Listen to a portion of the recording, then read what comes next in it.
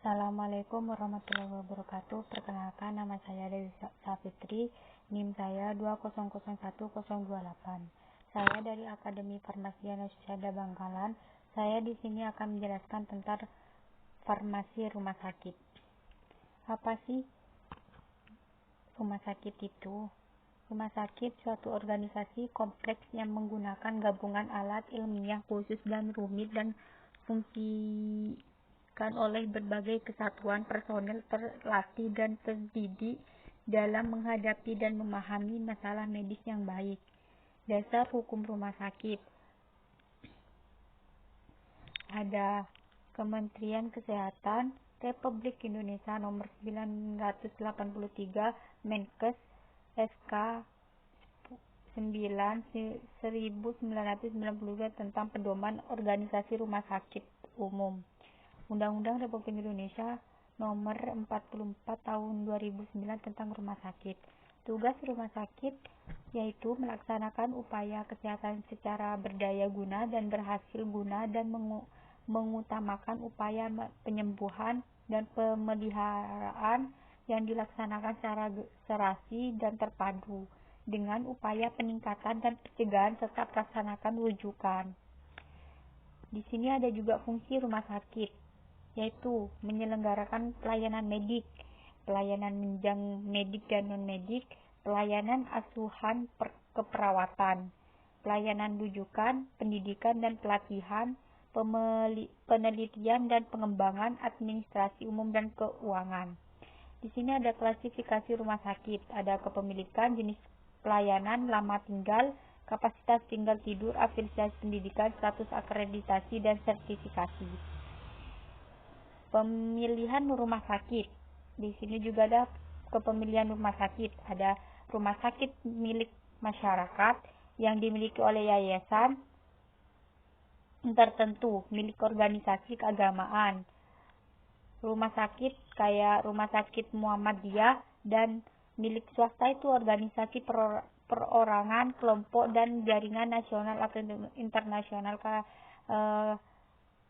Yang di Bangkalan ini kayak rumah sakit Lukas, rumah sakit pemerintahan, itu rumah sakit umum pusat yang dikelola oleh pemerintah secara fisikal milik Dewan Perwakilan Kesehatan.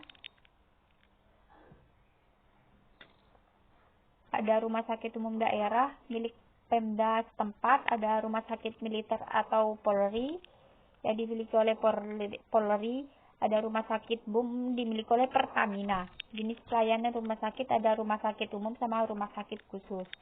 Pelayanan rumah sakit umum diagnosis dan terapi berbagai kondisi medik seperti penyakit dalam, bedah, kehamilan dan lain-lain. Rumah sakit khusus itu pelayanan diagnosis dan terapinya khusus dan dikondisikan tertentu seperti bedah kanker, bersalin mata dan lain sebagainya. Di sini juga afiliasi pendidikan. Menurut afiliasi pendidikan ada rumah sakit pendidikan dan rumah sakit non pendidikan. Kalau rumah sakit pendidikan itu rumah sakit yang menerima anak-anak magang kayak anak-anak magang. Kalau rumah sakit non pendidikan itu hanya melakukan pelayanan medik saja. Status akreditasi, terakreditasi 5 pelayanan. Ada terakreditasi 12 pelayanan, terakreditasi 19 pelayanan, belum terakreditasi dan standar ISO 9000 2008 manajemen mutu. Di sini ada klasifikasi rumah sakit umum. Ada kelas A, B, C, D. Itu yang kelas A mempunyai fasilitas kemampuan, pelayanan medik spesialis luas dan subspesialistik yang sangat luas. Kelas B, di sini mempunyai fasilitas dengan kemampuan pelayanan medik sekurangnya 11 spesialistik dan subspesialistik batas. Kalau kelas C itu mempunyai fasilitas dan kemampuan pelayanan medik spesialistik dasar. Kalau kelas D-nya itu mempunyai fasilitas dan kemampuan pelayanan medik dasar. Klasifikasi rumah sakit umum swasta itu ada rumah sakit umum swasta Pratama memberikan pelayanan medik bersifat umum. rumah sakit umum swasta media memberikan pelayanan medik bersifat umum dan spesifik dalam 4 bidang. Dan rumah sakit swasta utama memberikan pelayanan medik bersifat umum, spesialistik dan spesialistik. Jenis pelayanan rumah sakit ada perawatan pasien rawat jalan, ada perawatan pasien rawat inap, ada pasien gawat darurat. Pelayanan kesehatan paripurna mencakup promotif, preventif, kreatif, dan rehabilitatif. Di sini ada juga sarana dan prasarana.